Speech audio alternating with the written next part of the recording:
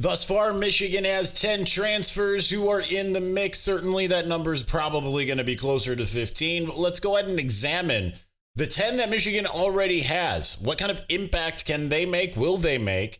Not only in terms of will they be starters, will they be reserves, but how impactful will they be? Let's also talk about what my ideal offensive line looks like with the players Michigan currently has. Let's talk about all of that here on this episode of Locked On Wolverines.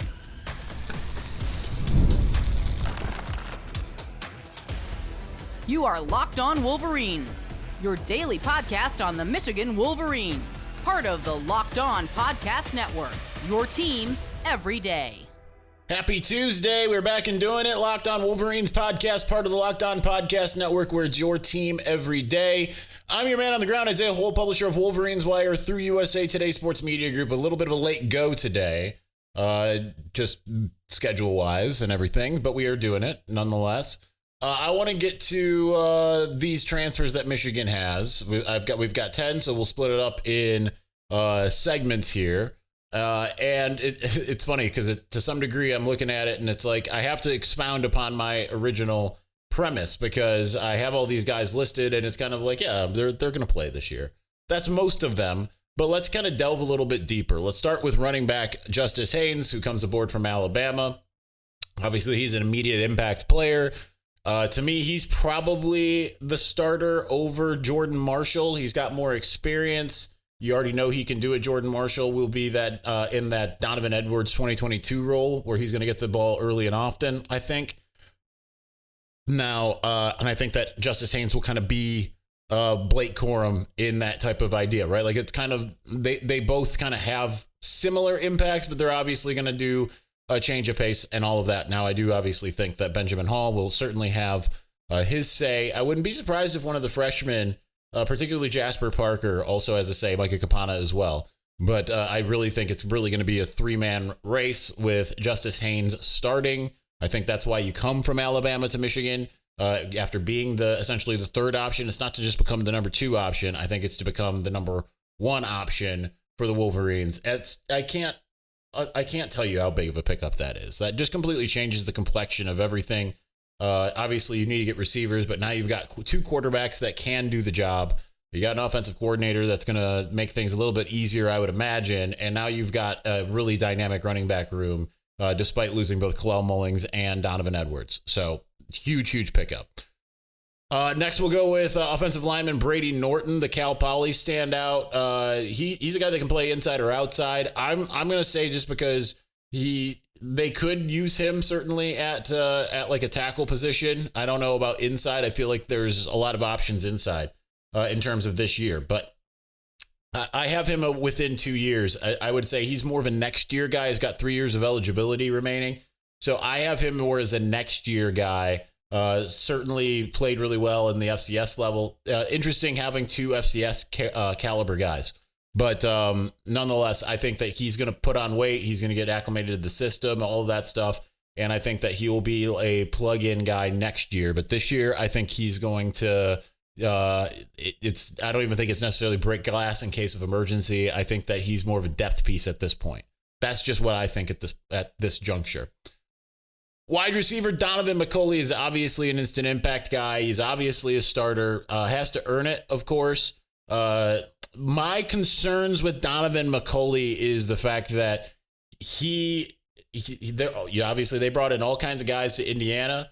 He was already an Indiana guy, right? In terms of he had committed to Indiana as a quarterback, played, then ends up switching to receiver, continues to play, and then get a new coach with a more pass-happy system. And then when he doesn't earn the job outright, he ends up deciding to shut down his season early and go somewhere else. Now, obviously, that gives him another year of eligibility.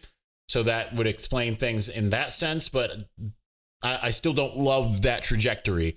Nonetheless, he's the most accomplished receiver Michigan has. He's going to be utilized. Otherwise, he wouldn't have come. I'm excited to see what he ends up doing in Ann Arbor. Next is Damon Payne, the defensive tackle from Belleville, who spent the first 4 years at Alabama. I have him as a starter. Assuming Rayshawn Benny comes back, I think it's going to be Damon Payne and Rayshawn Benny. I think you'll see the rotation with Trey Pierce and another guy I'm going to talk about. But here's the thing. They can rotate early and often. That's, I think, the goal. I can't be more impressed with what the defensive tackle room is. And that's where we go to Trey Williams, the Clemson transfer, also a fifth year. Even though he certainly could be a starter, I think Damon Payne will get that role. I mean, it could be either one at this point, to be honest. And I think that they're just going to have a great rotation. And it's going from Mason Graham and Kenneth Grant to these guys. It's not the same, certainly, but it's not what it was in, say, 2021, right? 2021 had some really good players, right? Chris Jenkins, Mozzie Smith.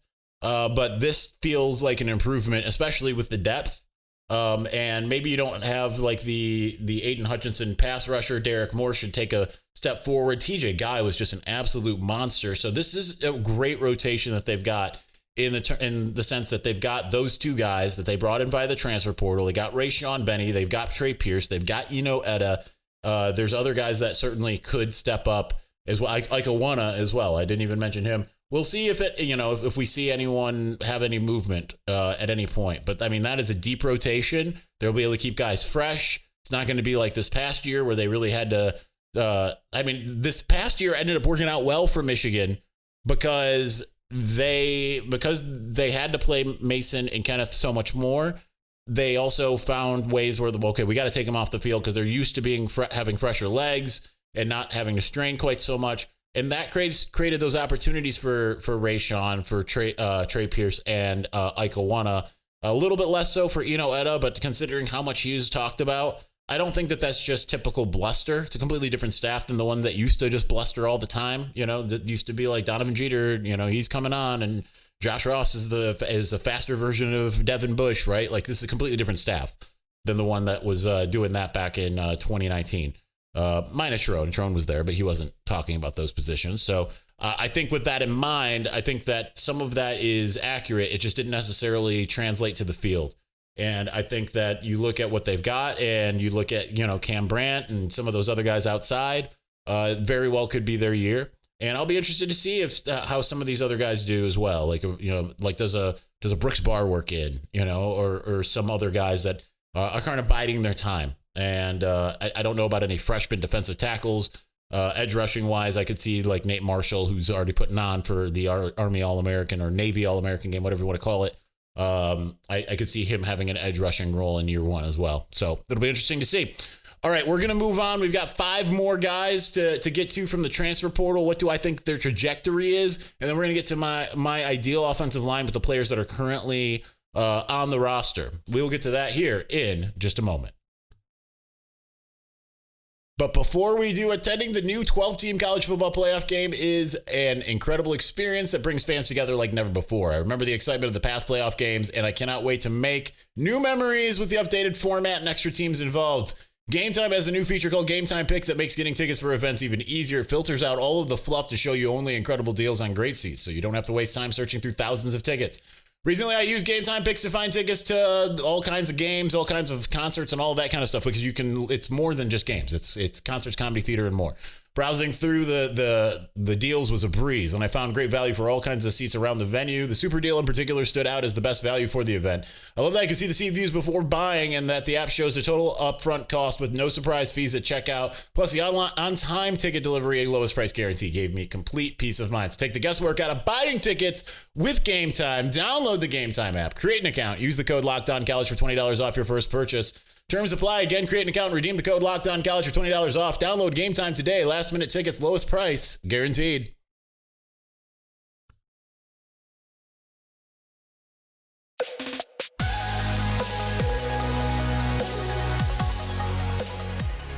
All right, who are those players? We know who those players are. They're the transfers, but let's get to the other 5. Let's talk about the Metcalf brothers. TJ Metcalf, Tevis Metcalf. TJ is the safety. His role is going to be heavily dependent, I think, on Rod Moore. Michigan loses Makari Page. They lose Quentin Johnson. So you're already losing those senior, and Wesley Walker, who obviously came on strong late. So there is somewhat of a need. Now, I do have TJ Metcalf as a little bit more of a reserve. Like, when I say reserve, I mean kind of like Quentin Johnson 2023. Like, I think he's going to see the field, but I don't necessarily think that he's going to be a starter. I do think that Rod Moore is going to end up coming back. We don't know for sure. We'll see when that announcement comes, and I don't have inside info. But I do think that he will end up coming back. And then I do think we'll end up seeing some Jaden Mangum. I think we'll finally, and obviously Brandon Hillman. So, like, you already kind of have a little bit of a depth situation in a good way. Jaden Mangum, I think, would have played if it wasn't for, it seems like, based off of what it looked like. And I never asked this question because Sharon said it's an off-field thing is why he wasn't dressed, right? He dressed for week 1. I think he had 1 snap. And then I think they discovered, we got some stuff to work out. And then then we don't see him again until the bowl game. And yet we see him graduating from Michigan State. So to me, it makes me wonder, did they find out that there was some, maybe he didn't dress that. I think maybe he dressed but didn't play in week 1. I think my memory's escaping me. Let's take a look real quick. Because that's worth looking at. But I don't, maybe my eyes deceive me because I never got a shot of him playing. I think I might just be making some stuff up.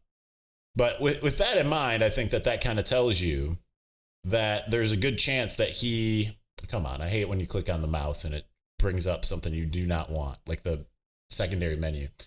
It makes me think that maybe they had to work some of these things out before they were able to get him involved. So let's see. Well, it says 2 snaps in week 1. So I'm not really sure exactly what was going on there. Like I said, I didn't ask the questions. I'm just speculating. I'll tell you when I talk to somebody. This is not one of those situations where I talked to somebody that said that was what was going on. But I do think that there were some things that he had to work on behind the scenes. Perhaps it was just becoming, getting all of the coursework in at Michigan. I don't know. But either way, I think that you're going to see some Jaden Mangum this year. And I think he'll be in the rotation. So right now you're looking at a 4-headed monster, and that's good news. And actually more 5 because he's got Mason Cole as well. So you're looking at Rod. If this all holds true, Rod Moore, Brandon Hillman, Mason Curtis, Jaden Mangum, and TJ Metcalf. That's an excellent place to be. I'm curious to see with Tevis Metcalf how that goes. Not a lot of hype behind him. Wasn't a highly rated recruit. Don't believe he saw the field at Arkansas. But nonetheless, it's a room that's got some talent. They're still trying to bring in some more talent. Thaddeus Dixon, the current top available cornerback, has Michigan in his short list. He's from Washington. He's from California, but he played at Washington after going the JUCO route to start. And so they do want to add a guy like that, right? They wanted Emmanuel Carnley or Takario Davis. Neither works out. Ryland Gandy ends up going to Indiana. I don't know how much they wanted him, but he did visit.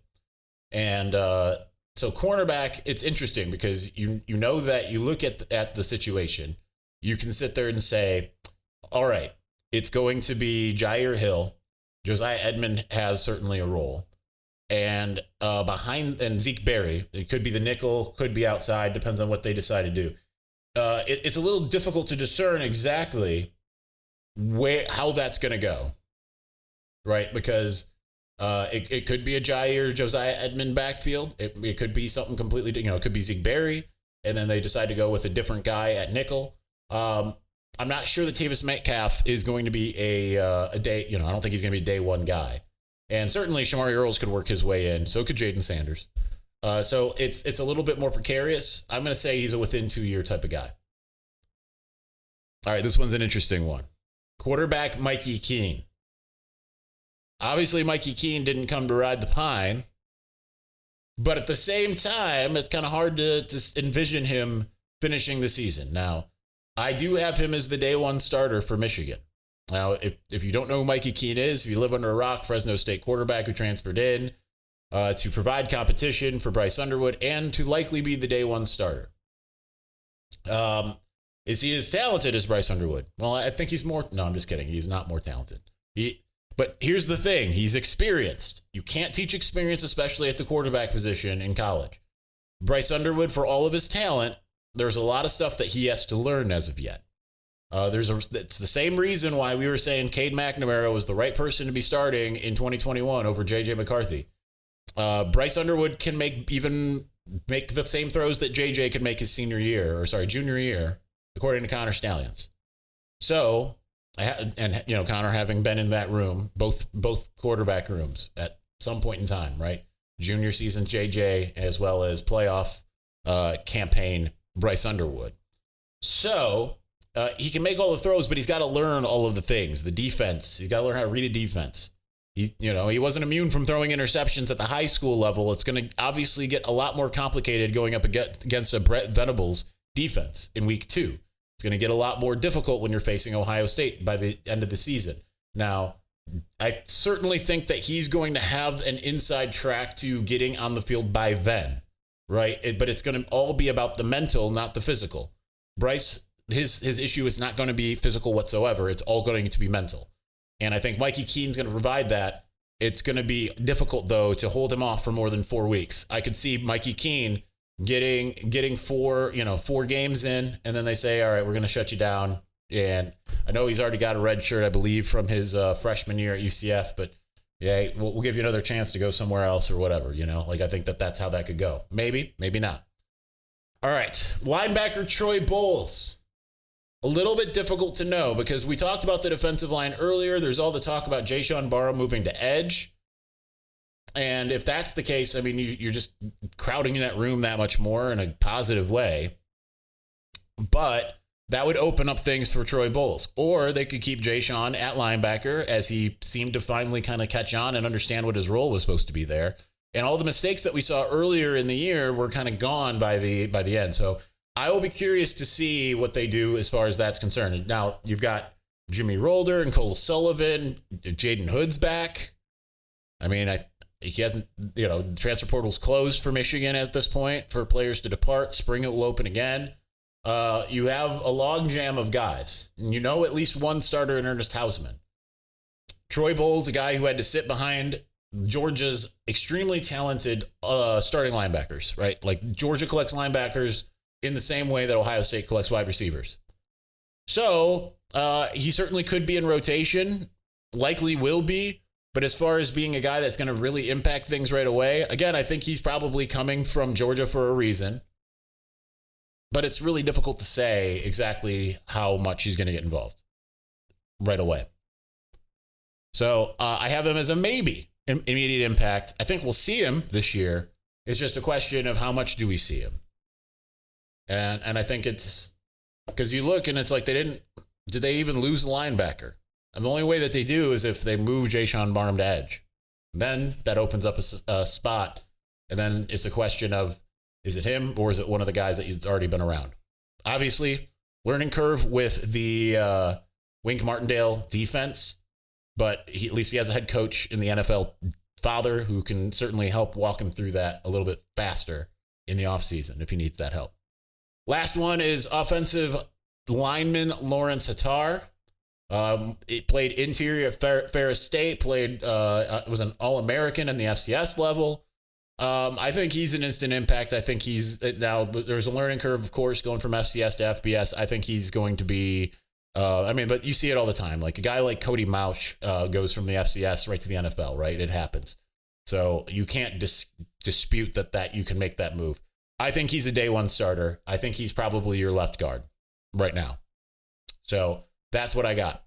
With that in mind, let's talk about the offensive line. What do I have as my ideal offensive line? It's not my prediction. It's just what my ideal offensive line looks like going into next year with the players that they currently have. Keeping in mind, guys could leave. They could sign more guys, whether it's now, spring portal. The way things work now with agents and all of that, they might be working on something right now. You don't know. But I have an ideal offensive line. Let's get to what that is here in just a moment.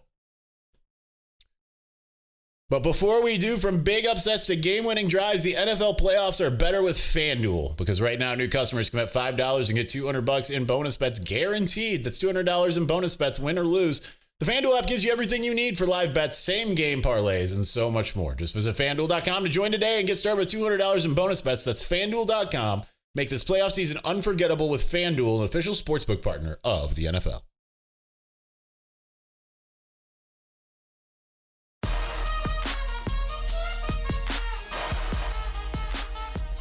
All right, again, this isn't a prediction. Offensive line. What could the offensive line be in 2025? This is more of what I think with the players you have at the moment. What would be the ideal offensive line? Who ends up being those guys? We're going to change things up right away. Left tackle. We're going left to right. Right away, left tackle, I have Andrew Sprague. He played right tackle with Evan Link playing left tackle in the bowl game. I don't think Evan Link necessarily graded out that well as far as PFF is concerned. I think Andrew Sprague did a pretty good job at right tackle. I'm putting him out left because I think with an off season, they can have him ready to go. Now, he could be a more natural right tackle, but I'm going to have him there. Blake Frazier certainly could be, but at the same time, he spent most of the season injured. It's hard for me to go ahead and put him in and say, like, okay, you're going to be ready to start year 2 after you spent basically the entire freshman campaign in street clothes, okay? Looks like he needs to add some weight still. And all of that. And certainly you could look at, the current incoming 5-star freshman in Andrew Babalola. If they get Ty Lockwood, certainly that's a possibility. But generally, even though with a 5-star, you're not looking to usually play them on the offensive line in year 1. So I'm not going to do that. So we're going to put Andrew Sprague at left tackle. I'm right next to him. I'm going to put Lawrence Attar. I think that he's already got the size. I think he's already played really well at the FCS level. So I think that he's going to be not a plug and play, but it's going to be a learning curve. Thankfully, you have a non-Fresno State level with New Mexico State coming in. You have that opportunity to try to figure things out in week 1 before you go to Oklahoma.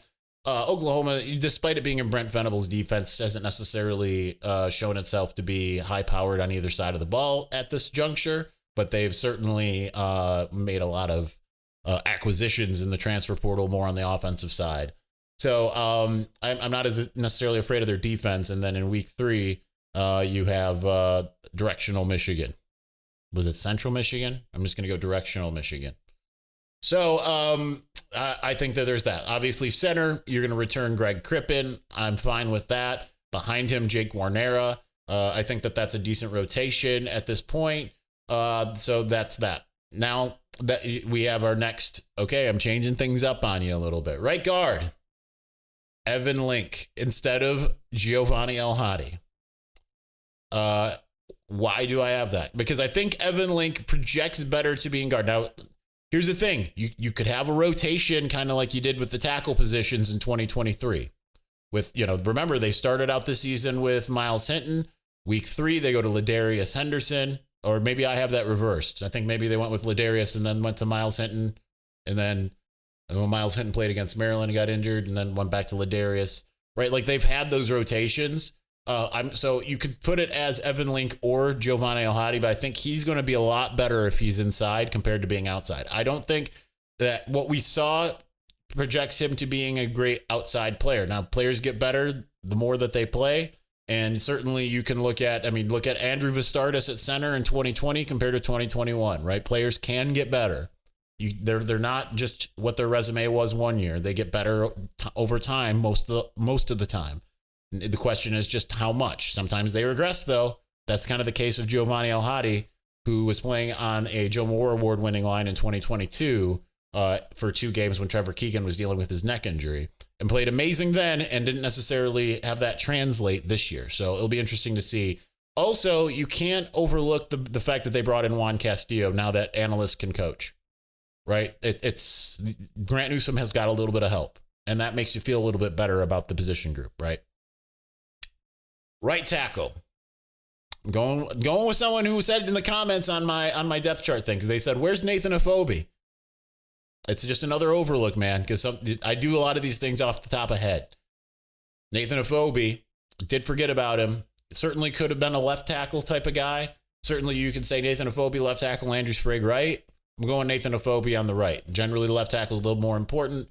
Certainly, they had a lot of great things to say about him in the spring. We've heard him being talked about a little bit before. Now, there's other guys that could be involved in this, right? Like we asked, I think his name was one that came out of Giovanni El-Hadi's mouth when asked in Tampa. But also like Luke Hamilton was a guy that was mentioned. Hambone, as he said. So there are different options there. But I put Giovanni El-Hadi as a sixth guy. So he could be a rotation guy, or even though he's not a tackle, he could be the Trente Jones of this team. So I will be curious to see how that goes with the offensive line. It certainly doesn't feel like a finished product. Did it in 2021? No. But the good thing is a lot of these guys have experience, whether they've been in Ann Arbor or not. The only one on this list that is not experienced at one point in time is Nathan Efobi, because Andrew Sprague at least got to play against Alabama, and Lawrence Tatar played elsewhere, and the other guys have had time on task at Michigan, so it'll be interesting to see. But it's just a thought process, right? We're in January. There's not like a lot going on right this second, at least not that we know about, right? They're still transfer portaling, but as far as everything else, like players are not even on campus from what I've seen, a lot of them posting on Instagram. So that's where we're at. Anyway, that's going to do it for us today. We'll be back on Wednesday. Thank you for watching. Thank you for listening. We will talk to you again soon. Peace.